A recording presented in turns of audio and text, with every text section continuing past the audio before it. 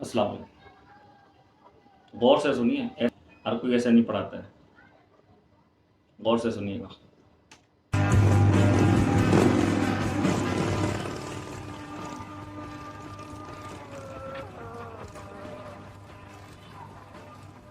I'm all in. क्या कहा? आवाज़ है। I'm all in।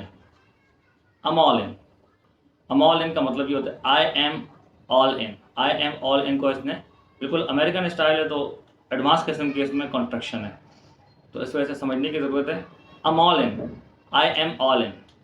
I'm all in ये कब कहते हैं? I am all in ये कब कहते हैं? जब आप किसी काम के लिए मुकम्मल तौर पर तैयार हो जाएं, किसी काम के लिए आप रेडी हो जाएं बिल्कुल, तो कहते हैं I'm all in। मैं मुकम्मल तौर पे तैयार हूँ। इसके लिए ये एक्सप्रेशन है किस्म की, ये इसमें इस्तेमाल होती है अमेरिकन एक्सेंट में। आगे देखें। Come on, let's see what you got. Come on. Come on, चलो। कम ऑन का मतलब चलो भाई, इस स्टाइल में ये इस्तेमाल। कम ऑन, चलिए। Let's see what you got. What you got. What you got को उसने कहा, व्हाट यू को मिला के क्या कहा है इन्होंने? What you. What you got. दोबारा देखिए जरा। Come on, let's see what you got. Come on, let's see what you got.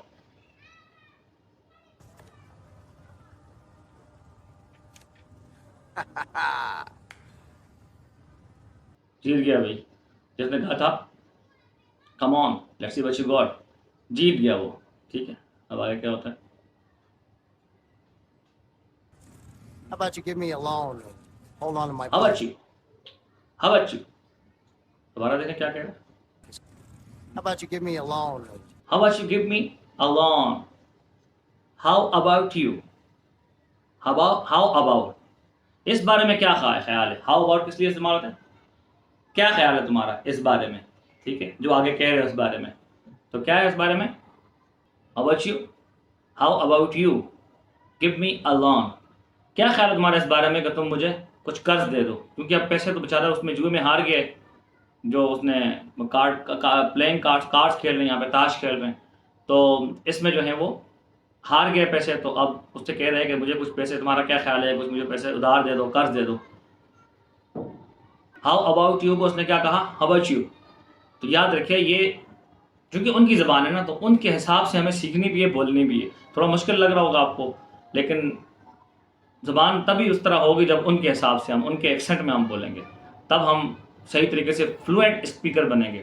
Fluent speaker वो उसको कहते हैं जो बिल्कुल फ्लुएंटली उनकी तरह बग़ैर वक्फे के इंग्लिश बोल सके।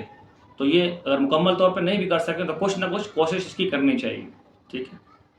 About you give me a loan. hold on to my bike as collateral? Hold on my bike as collateral. सुनिए। When you hold on to my bike as collateral? Hold on my bike as collateral. Collateral, collateral, collateral किसने कहा? Collateral. तो collateral का मतलब होता है ज़मानत के तौर पर। मेरी बाइक रख दो ज़मानत के तौर पर, as a collateral. As a collateral, मेरी बाइक रख लो ज़मानत के तौर पर। Hold on my bike as a collateral. Give me a loan and hold on to my bike as collateral. Is collateral, as collateral. When are you gonna learn, soldier? You're out. When you, कब तुम, gonna learn, going to learn. Going to का जो word होता है ये future के लिए आता है कि मुस्तक तुम ऐसा कब करने जा रहे हो। Going to, I am going to speak English, मैं इंग्लिश बोलने जा रहा हूँ, मतलब इंग्लिश बोलने वाला हूँ। I am going to take tea, मैं चाय पीने वाला हूँ, मतलब अभी आगे मैं क्या करूँगा, अभी चाय पीऊँगा।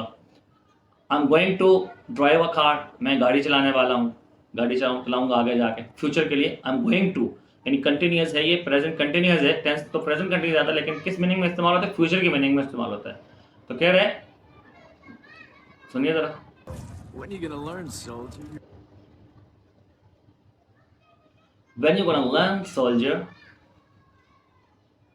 ए सिपाही, ये सिपाही, ये आदमी जो है ये फौज से किसी वजह से निकाला गया था, ये किसी वजह से ना, तो कह रहे हैं कि when you gonna learn soldier, सिपाही तुम कब सीखोगे? You're out of luck, not cash. You're at a luck, you're at a luck, you are at a luck, you are at a luck, तुम ऐसे नसीब में हो। You're at a luck, you're at a luck, क्या कहा? I've never seen anyone unluckier than you. I've never seen anyone unlucky than you. I've never seen anyone unlucky than you. मैंने तुझसे ज़्यादा अनलकी बदनसीब किसी को नहीं देखा. मैंने तुझसे ज़्यादा बदनसीब किसी को नहीं देखा. So, how'd you get out of the army alive anyway? How do you को मतलब how would you को इसमें how would को आप इसमें कॉन्ट्रैक्शन करके मिलाया तो how'd. तो how'd की फुल फॉर्म क्या होती है? how would you. So, how'd you get out of the army alive anyway? तुम यहाँ तक जिंदा कैसे निकल आए? तुम तो बहुत बदनसीब हो. फौज में तुम रहते थे तो तुम जिंदा कैसे बच गए हो? बदनसीब हो तुम. वहाँ बदनसीबी की वजह से तुम मर नहीं गए तो तुम जिंदा कैसे बच गए हो?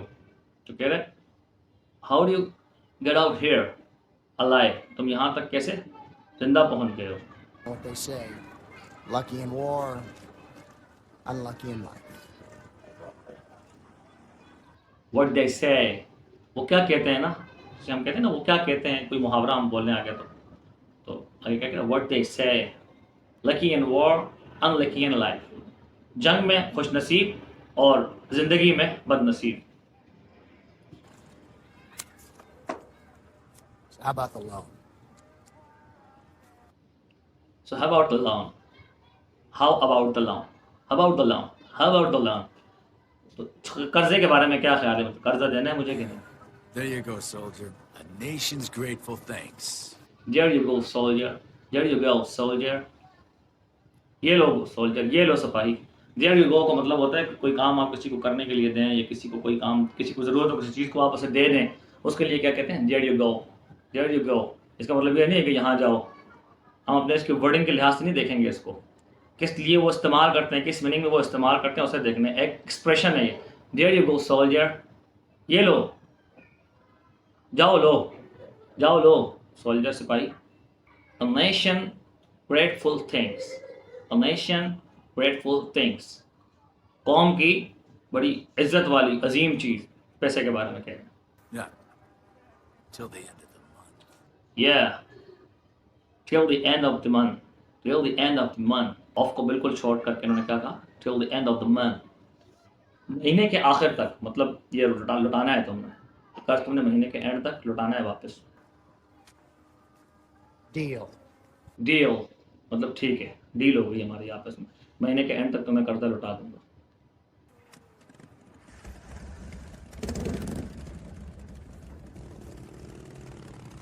Right hands on the table. No.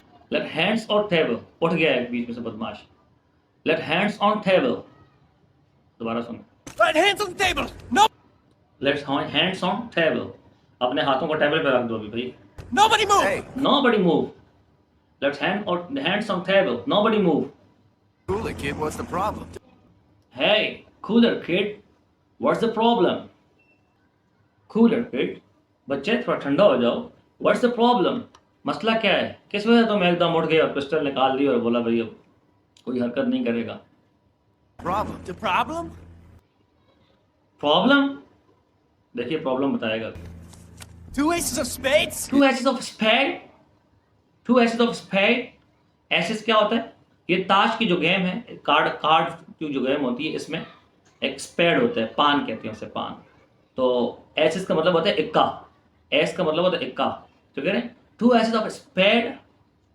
Spade के दो इक्के, पान के दो इक्के.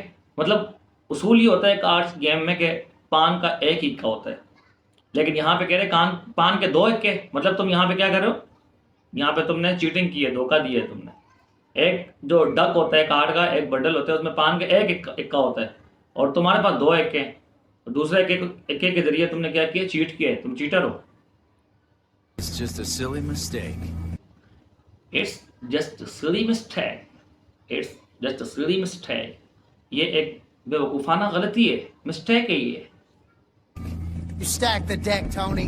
Stack the deck, Tony. You stack the deck, Tony. दोबारा सुनिए. You stack the deck, Tony. You stack the deck, Tony. Stack का मतलब होता है तरतीब देना, और डेक कहते हैं किसको? उसको जो गड्डी होती है, ताश की जो गड्डी होती है उसको डेक कहते हैं।